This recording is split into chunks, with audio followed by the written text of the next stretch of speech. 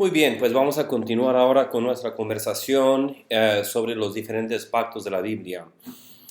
Pues habíamos hablado del pacto abrámico y el pacto mosaico, brevemente, no con gran detalle, pero suficientemente para pues familiarizarnos con los temas. Quiero resumir brevemente el pacto noaico, aunque había hablado de eso en una de las clases. El pacto noaico es un pacto sin condiciones y es un pacto donde Dios anuncia que no va a destruir a la humanidad a través del agua otra vez. Es interesante este pacto, muy interesante. Em, pero, ¿qué significa? O sea, había dicho que el pacto abrámico es un pacto de bendición, el pacto mosaico es un pacto de santidad. ¿Qué tipo de pacto es este pacto, el pacto noaico? Realmente significa un cambio de la disposición divina en cuanto a los humanos. Él ya no va a requerir que los humanos sean pues perfectos o ideales. Esto se ve en que después permite que consuman a la carne. Aparentemente en la historia primordial de Génesis lo ideal era que los humanos no comiesen carne, pero después Dios dice, bueno, ya esto lo voy a permitir para ustedes, para vosotros. Entonces es un cambio y también es un pacto de no agresión. Podríamos decir que este tipo de pacto sigue existiendo hasta hoy y el símbolo del pacto es el arco iris. El arco es un arma, es un armamento de guerra, de batalla, y Dios no va a fijar sus armas celestiales em, hacia la tierra, sino hacia el cielo. Y después tenemos el pacto davídico, podemos leer del pacto davídico en el segundo de Samuel, capítulo 7, sí, y brevemente, y debes de leerlo si no lo has leído recientemente. Y brevemente, David dice, bueno, yo tengo una casa, yo tengo un palacio donde vivir, pero el arca del Señor o el arca de la alianza, del pacto, el Señor no tiene donde vivir.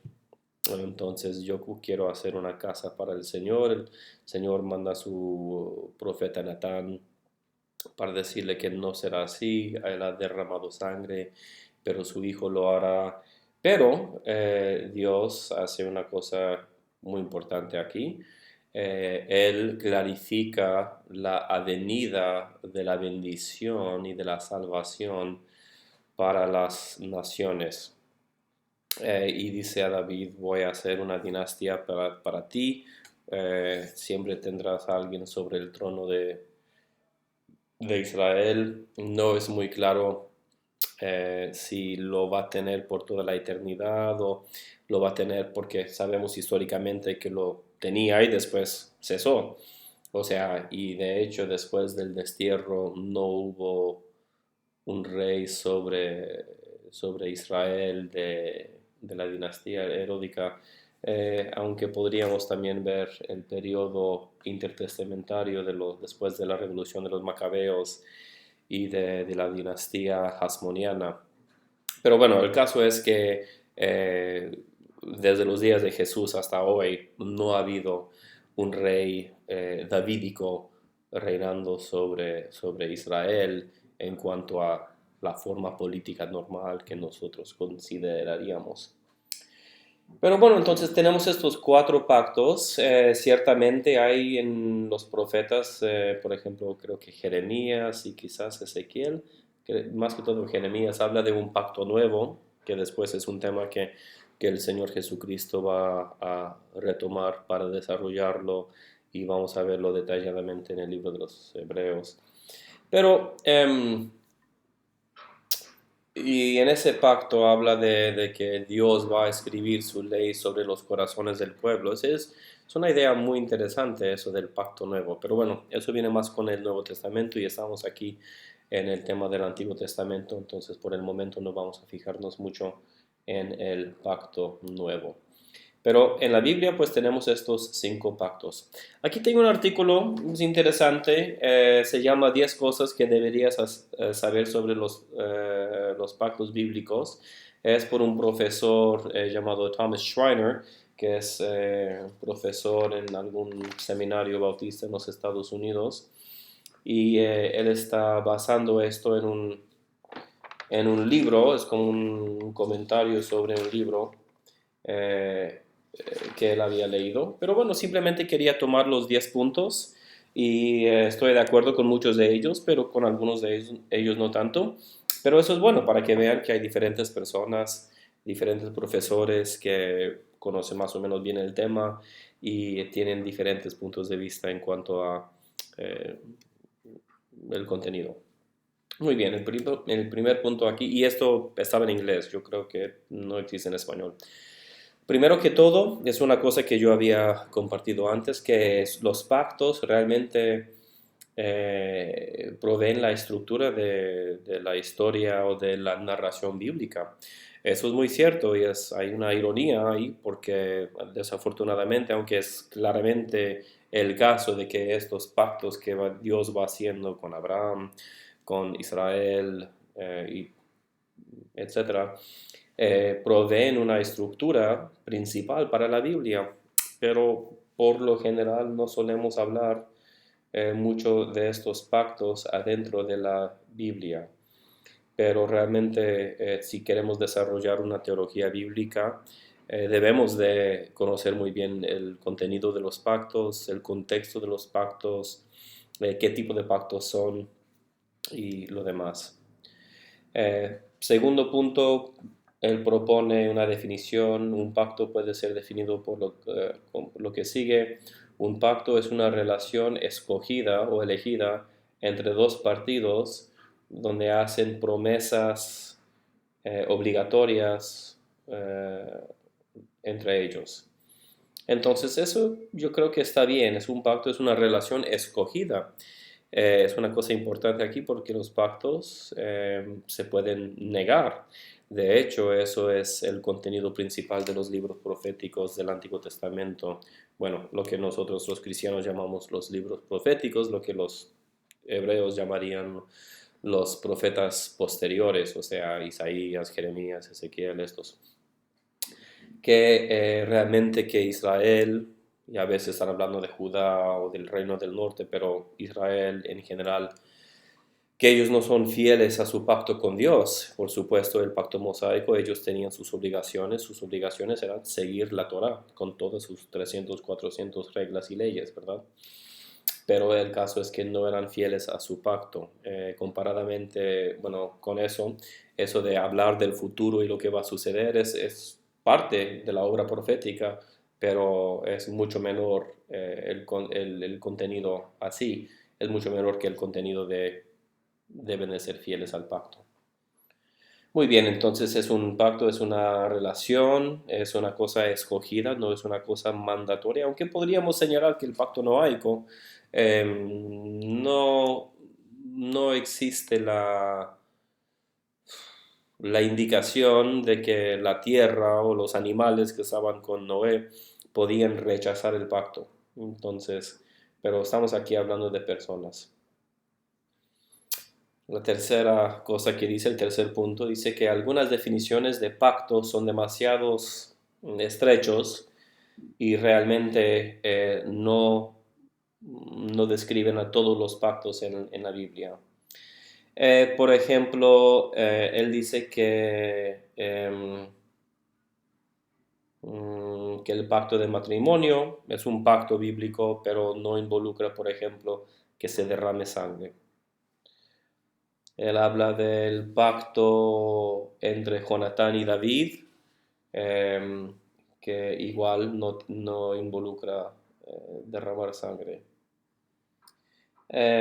Y también el pacto davídico aparentemente no involucra derramar sangre tampoco, aunque es interesante notar que con David la razón por la cual él no puede construir el templo es precisamente porque había derramado sangre en defensa del pueblo de Dios y tratando de realmente terminar el trabajo de la conquista que en el libro de Josué se había dejado inconcluso, aunque el libro de Josué en algunas partes, y esto es exageración, el mismo libro lo comunica de una forma clara. El libro de Josué dice que había conquistado a toda la tierra, pero obviamente el autor o el redactor desea comunicar o desea que nosotros entendamos que es una exageración literaria, porque el mismo libro de Josué y después Jueces nos da diferentes ciudades que no se habían conquistado. Por ejemplo, la ciudad de Jerusalén. El pacto davídico, parte de la cosa importante del pacto davídico es que Dios ha escogido no solamente a una dinastía, la dinastía de David, pero a una ciudad, a la ciudad de Jerusalén, que la ciudad de Jerusalén iba a tener un rol particularmente importante y central en la obra redentora de Dios a través de los siglos. Una cosa muy importante de los pactos es, bueno, vamos a pasar por ese punto. Ok, el cuarto punto dice que casi todos los pactos tienen elementos condicionales y también elementos incondicionales, o sea, sin condiciones. Eso es interesante, habíamos hablado de esto antes. Por ejemplo, con Abraham, él tenía que hacer ciertas cosas, él tenía que dejar la tierra de sus padres, él tenía la obligación de, de circuncidar a sus descendientes. Igual con David, por ejemplo, voy a leer 7:14 de 2 Samuel para ver esto. 7:14 dice, seré un padre para él y él me será un hijo cuando, cuando comete alguna iniquidad, lo castigaré con un barro, como usan los mortales, y bueno, lo va a castigar. Pero de él no le quitaré mi amor como lo hice con Saúl. Entonces aquí, pues, aunque hay un elemento, hay un sentido de que la dinastía davídica va a ser permanente, o va a ser, bueno, no permanente, pero va a ser eternamente eficaz, podríamos decir quizás, que a la vez los descendientes de David, pues había la expectación de que iban a seguir la Torá. Y por eso es que aquí en el pacto que leemos en 2 Samuel 7, dice que si no son fieles al pacto, los castigaré. O sea, los descendientes de David. Y de hecho en el libro de los Reyes, bueno, primero y segundo Reyes en nuestra Biblia, vemos que la gran mayoría de los descendientes de David, de hecho, no son fieles. Solamente hay unos cuantos reyes del sur que son fieles. Entonces, cada pacto, según este artículo aquí, cada pacto tiene algunos elementos condicionales y algunos elementos sin condición. Muy bien. El quinto punto dice que hay buenas razones por las cuales debemos de creer que hay un pacto de creación, un pacto con Adán. Es el punto principal donde no estoy de acuerdo con este autor. He escuchado mucho sobre esta idea de un pacto adánico, pero el problema con esto es que no veo el mandamiento a Adán, ¿verdad? Que debería de cuidar la huerta, debería de ser responsable como el mayordomo, el encargado de la creación, tiene su mandamiento, su comisión de ser fructífero y cubrir la tierra, pero no veo ninguna promesa divina. Entonces, en vez de entender un pacto ahí en Génesis 1 a 3, Génesis 2 y 3, yo creo que es mejor entender la instrucción divina como una comisión, un mandamiento, una misión.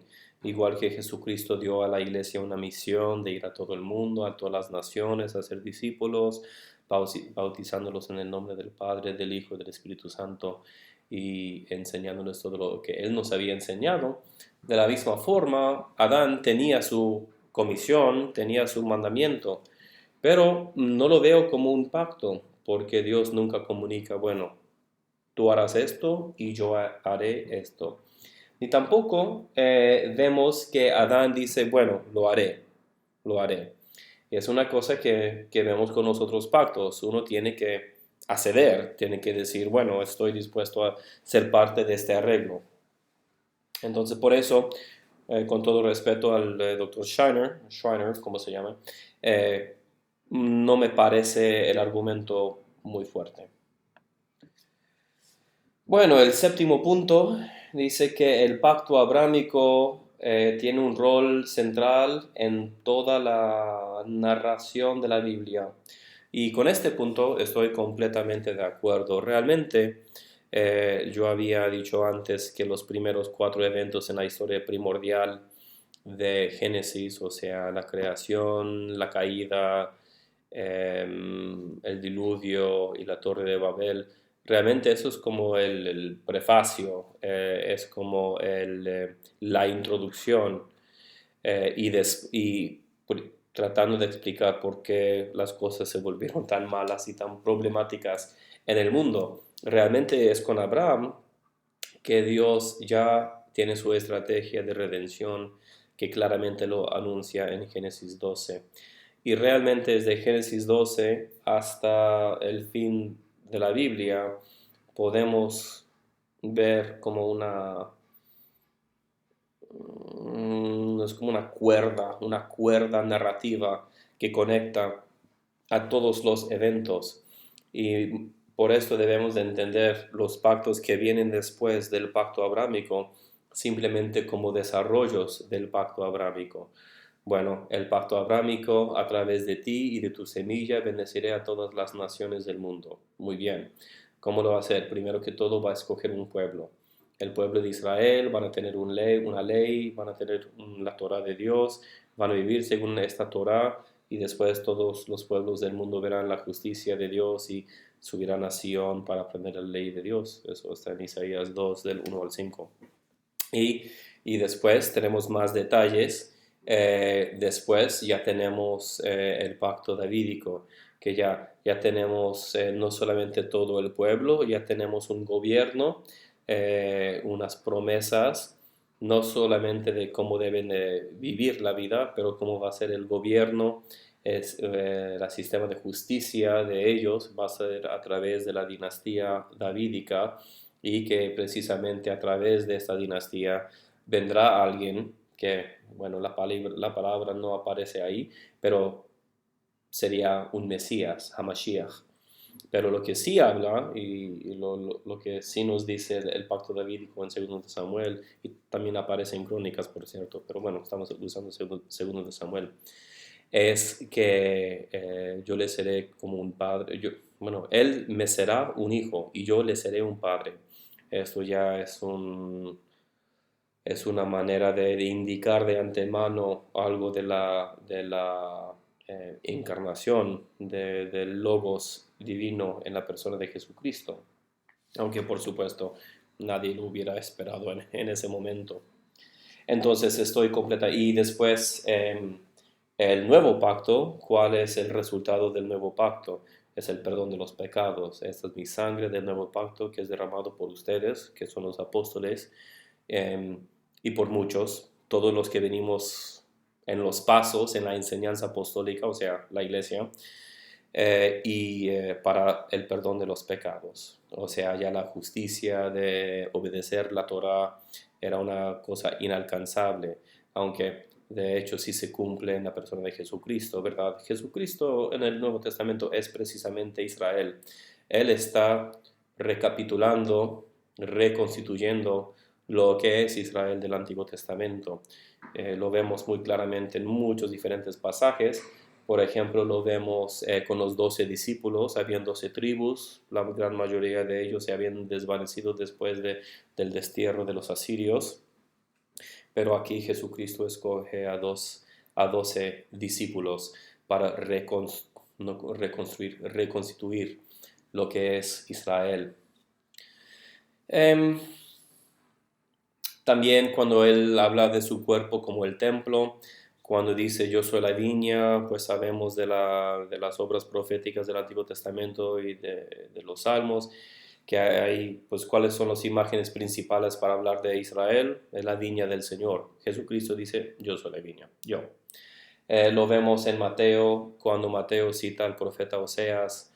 Oseas cita, bueno, Mateo cita a Oseas cuando Oseas dijo, de Egipto he traído a mi hijo. Si lees el pasaje en Oseas, claramente se trata del exilio de Israel, y aquí Mateo nos está diciendo, bueno, sí, el éxodo era algo, pero la esencia, o sea, el significado más profundo de estas palabras no era el éxodo. El éxodo es una sombra que nos guía hacia una cosa más verdadera, que es cuando la Sagrada Familia regresa de Egipto a Palestina. Y hay muchos otros pasajes que podríamos mencionar, pero precisamente Israel, en la persona de Jesucristo, cumple la Torá finalmente, o sea, lo completa, no lo anula, lo completa.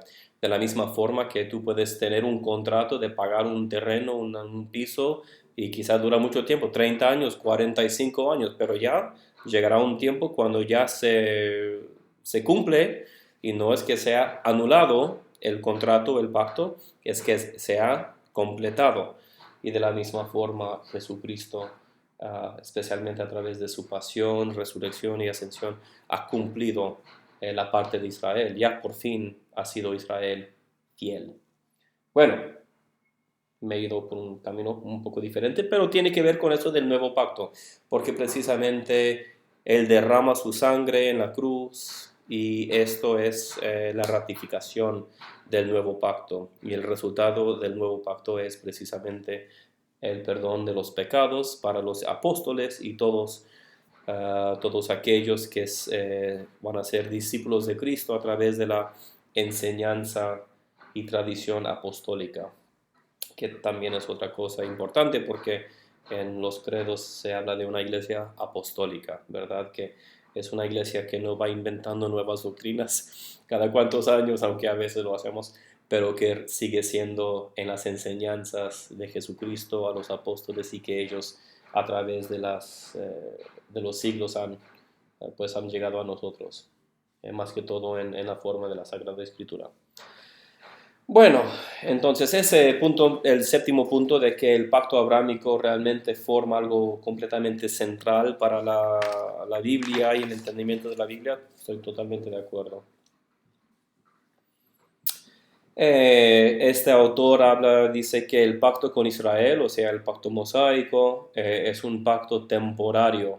Bueno, ya acabo de explicar lo que pienso de eso. No era que fue nulificado o cancelado, es que fue cumplido. Está bien. Y el noveno punto dice que el pacto con David cumple a pactos previos, o sea, cumple o completa a pactos nuevos. A ver, dice, Dios garantizó a un rey davídico sobre el trono, pero la promesa del pacto solamente podía ser cumplido por un rey obediente. Y el Nuevo Testamento proclama que esta persona es Jesús de Nazaret, como el hijo de David. Él ahora reina a la derecha de Dios, y regresará para instituir su reino. Bueno, estoy de acuerdo. Y eso es una cosa importante para recordar cuando estamos leyendo diferentes cosas en el Nuevo Testamento, porque habla del hijo de David muchas veces. Estuvimos leyendo hace un día, 2 días en la iglesia el evangelio de el hombre en Jericó que era ciego, y él escucha un gran ruido, y pregunta, ¿qué está pasando? Es ciego, no ve. Y dice, bueno, está pasando este hombre, Jesús de Nazaret, que es muy controversial. Entonces, ¿y él qué hace? Él grita, hijo de David, ten misericordia de mí, ten piedad de mí, hijo de David. Y vemos este título mucho a través del Nuevo Testamento, especialmente los evangelios sinópticos, y sin entender el pacto davídico y en sí el pacto davídico como desarrolla y como nace del pacto mosaico y el pacto abrámico, no podemos realmente entender el significado de ese título. Y bueno, con eso hemos revisado 10 puntos del profesor Schreiner, ¿sí? Pues por lo general creo que ha sido una conversación interesante y buena y hemos explorado un poco también sobre los pactos davídicos y noaicos, aunque no con mucho detalle. El pacto noaico nos metemos en mucho detalle en eso en nuestra clase de Torah y el pacto davídico en Antiguo Testamento 3, que es precisamente donde cubrimos Samuel y Crónicas. Y bueno, con eso nos quedamos.